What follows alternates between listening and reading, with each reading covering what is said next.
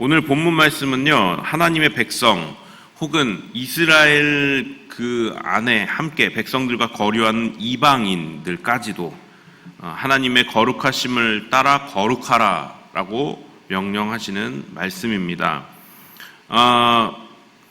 지금 여기서 말씀하실 때 이스라엘 백성들 그 혈통만을 말씀하시는 것이 아니고 그 앞장에 보시면은 하나님께서 긍휼을 베풀어서 그 이방인이라 할지라도 이스라엘과 함께 거류하기 원하면 긍휼을 베풀어서 함께 있게 하라 이렇게 말씀하셨어요.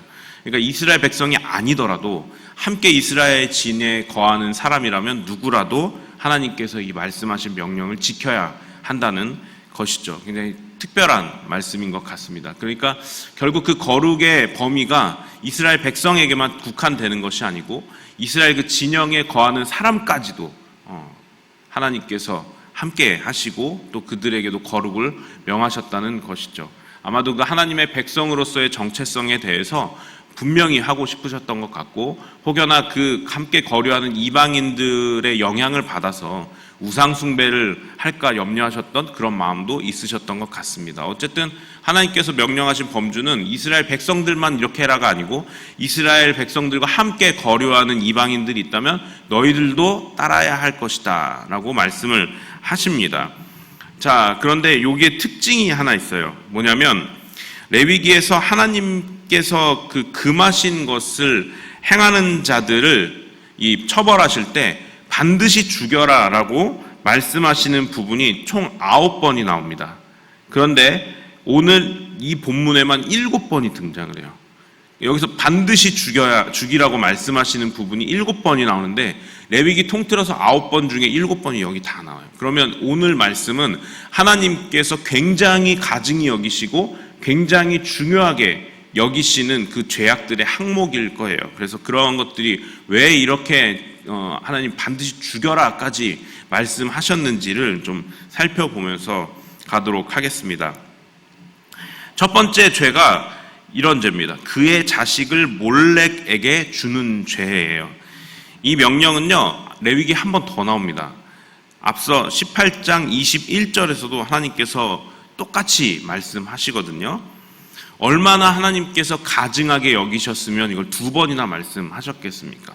그래서 그의 자식을 몰렉에게 주는 의식이 그 당시에 이스라엘에서는 그런 의식이 없었어요. 왜냐하면 하나님이 명령하신 적이 없었기 때문이에요. 근데 이스라엘의 주변 국가들에서는 이렇게 이스라엘 주변을 싸고 있는 국가들에서는 이게 빈번히 행해졌던 우상 숭배인데 이게 뭐냐면 굉장히 잔인하더라고요. 아이를 불로 통과하게 해서 희생 제물로 바치는 거예요. 이 몰렉이라고 하는 신이 있다고 믿으면서 그렇게 하면 이 몰렉 신이 다산의 축복과 전쟁의 승리를 가져다 줄 것이다 라는 우상 숭배가 팽배했었던 것이 그 당시 배경입니다. 그러니까 이런 의식, 하나님은 이방인들이 헛된 믿음으로 행하는 이런 잔인한 의식을 절대로 너희들은 이스라엘 백성들, 내 백성들, 그리고 함께 거류하는 사람들은 결코 행해서는 안 된다라고 엄중하게 말씀하신 것이죠. 혹여라도 이스라엘과 지금 함께 거하고 있는 거류민들 중에 이러한 문화에 익숙해져 있었던 사람들이 있다면 아마도 이걸 행하려고 하겠죠. 어디서요? 이스라엘의 그 진영 안에서요. 그러니까 하나님이 그것을 절대적으로 금기해 놓으신 거예요. 너희들 이방인들 그 함께 거류하는 민족들 이런 문화들 너희들 갖고 있다고 만약에 행하게 되면 너희들 반드시 죽여라 라고 말씀하시는 거예요. 그러니까 절대로 그것만큼은 하나님께서 절대로 하지 말라고 명하신 것입니다. 자, 여러분, 만약 이스라엘 백성이 지금 여기서 이 의식을 행하는 이유인 다산을 원하고 그리고 전쟁에서의 승리를 원한다면 어떻게 하는 게 맞나요? 너무 답은 간단하잖아요, 우리에게 있어서. 그렇죠? 이 몰렉 신에게 주는 것처럼 막 불 가운데 통과하고 막 그런 희생 제사를 드려야 돼요? 아니죠. 여호수아가 그랬던 것처럼 수많은 사사와 그리고 또한 다윗 왕이 그랬던 것처럼 어떻게 하면 됩니까? 하나님께 묻고 그것이 이 전쟁의 승리 그리고 또 이 다산이 하나님의 뜻인지 묻고 그게 맞다면 하나님께서 그것이 맞다라고 말씀해 주시면 어떻게 하면 돼요? 순종하면 돼요. 심지어는 칼을 들고 전쟁에 나가지도 않았어요. 하나님이 올라가래요. 저희들 어떻게 얼마나 올라갈까요? 그랬더니 뭐 몇 명만 뽑아서 올라가는데 칼과 뭐 무기도 들지 말고 그냥 올라가래요. 아니 이게 말이 돼요? 전쟁하러 가는데. 하나님 올라가니까 올라가는 거예요. 어떻게 돼요? 자기들끼리 막 적병들끼리 싸웠고 다 죽여요. 그리고 나중에 가보니까 어라 다 죽었네. 그리고 전리품만 취하고 승리했다고 내려오는 거예요. 그러니까 하나님의 전쟁, 이스라엘의 전쟁은 이런 식이었죠. 늘.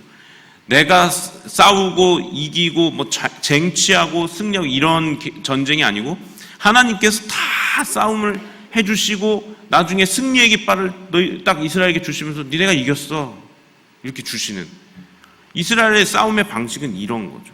이스라엘 만약 다산을 원했어요. 하나님께 구하면 되는 거죠. 묻고 그렇게. 그런데 이런 하나님을 먼저 찾지 않고 이방신의 풍습을 따라 행하는 것에 대해서 하나님께서 절대 금기시 해놓으신 것입니다. 우선순위에 대해서 아주 정확하게 말씀해 놓으신 거죠. 8절부터 16절까지는 이 7가지의 반드시 죽여야 할 죄에 대해서 말씀을 하시는데 내용이 이렇습니다.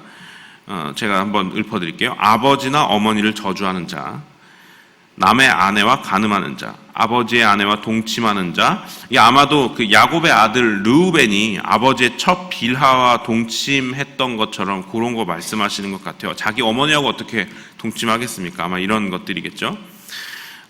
그리고 그의 며느리와 동침하는 자, 남자와 남자가 동침하는 동성애, 아내와 장모를 함께 데리고 사는 자. 이것도 장모를 아내처럼 이렇게 함께 첩처럼 데리고 사는 그런 걸 말씀하시는 것 같아요. 그리고 짐승과 교합하는 자는 남자나 여자를 반드시 죽이라고 명령하십니다. 이 사실 듣기만 해도 인상이 찌푸려지는 죄들입니다. 이 죄악들 중에서 어떤 것은요, 이방의 풍습을 보고 배울 만한 것들이에요. 뭐 예를 들면은 뭐 짐승과 막 생각하고 싶지도 않은 부분인데, 짐승과 교합하는 것들, 아마 이스라엘 진영 내에선 그런 일들이 없었을 겁니다. 그런데 이방인들이 행하는 그 음란한 행위들을 혹시 보고 배운 것들에 대해서 하나님 말씀하시는 것이죠. 자, 또한 어떤 것들은 자신의 정욕에 이끌려서 저지를 수 있을 만한 죄들이에요. 그래서 이거 누구한테 보고 배우지 않더라도 이 우리 가운데 있는 죄악들로 인해 가지고 충분히 그 음란함들, 정욕으로 인해 가지고 이렇게 범할 수 있는 죄악들이 이렇게 나열이 되어 있습니다. 하나님께서 이스라엘 백성에게 거룩하라고 말씀하신 이유는 하나님의 백성으로서 이 다른 나라들과는 구별된 무언가를 원하신 거예요. 그러니까 다른 나라 사람들이 봐도 야 쟤네는 좀 뭔가 다르네. 근데 하나님의 백성이래 라는 요런 구분됨을 원하셨던 거예요. 복의 근원이라면 이런 다른 민족들과 똑같은 정체성이 아닌 하나님의 복의 근원이라면 그 거룩함, 하나님이 거룩한 분이시기 때문에 저 백성들도 거룩하구나, 우리랑은 뭔가 다르구나, 깨끗하고 정결하구나 라고 느낄 수 있게 하시기 원하셨던 것이죠. 그런데 이스라엘도 다른 백성들과 또 다른 나라들과 똑같이 생각하고 똑같이 행동을 한다면 이스라엘 백성들에 대한 그 하나님의 백성이라는 정체성을 다른 나라 그 민족들이 발견할 수가 있었을까요? 아니죠. 못했겠죠. 그래서 하나님께서는 특별히 이러한 잔인한 우상 숭배 행위, 몰렉에게 뭐 이렇게 아이를 바치는 것, 상상하고 싶지도 않은 그런, 그리고 더럽고 음란한 성적 행위들에 대해서 반드시 죽이라고까지 말씀하시며 금하신 거예요. 여기 아까 나왔던 더럽고 음란한 막 짐승 그리고 동성애 이런 일들이 언제 일어나는지 아세요? 그 자기들이 있다고 믿는 신들에게 제사 지낼 때 이런 엄청나게 음란한 행위들이 행해졌습니다. 그래서 하나님이 그 주변 국가들의 그 더러운 문화들이 하나님의 백성을 더럽히지 못하게 하기 위해서 이런 거 행하면 어떻게 하라고요? 반드시 죽이라. 네. 정말 강하고 정말로 엄중하게 명령해 놓으신 것입니다.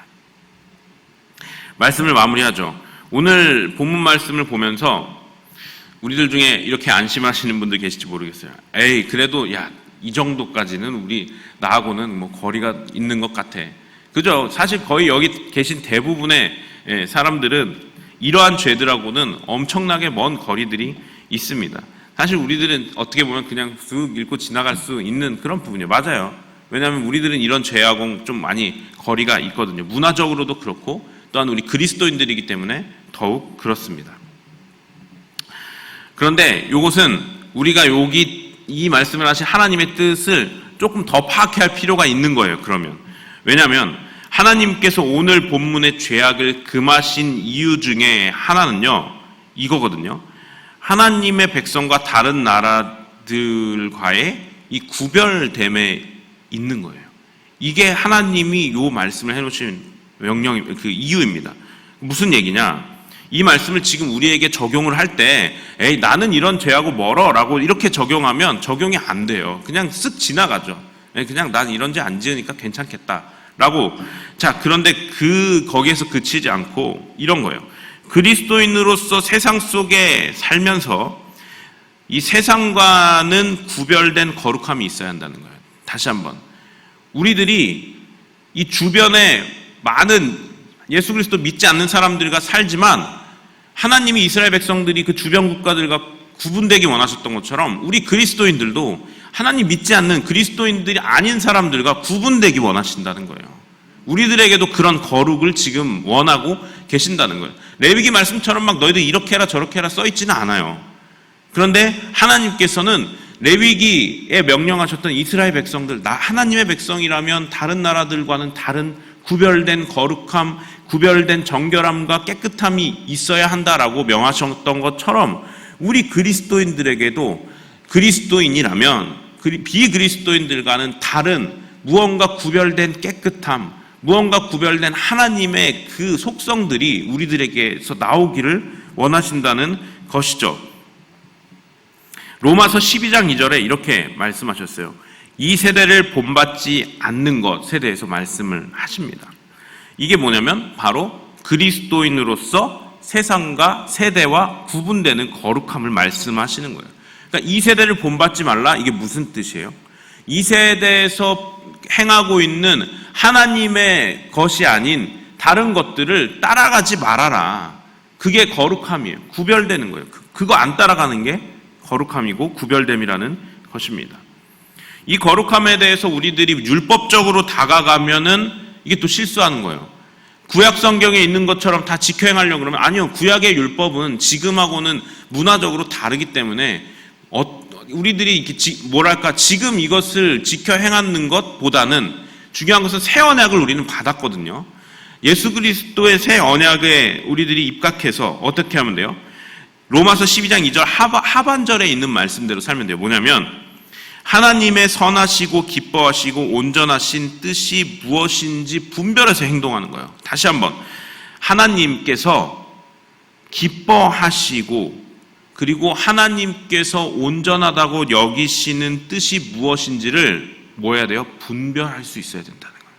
그러니까 그리스도인들은 하나님이 이거 해라 저거 해라라고 따로 레위기처럼 말씀해 주신 게 없어요. 대신 어떻게 해요?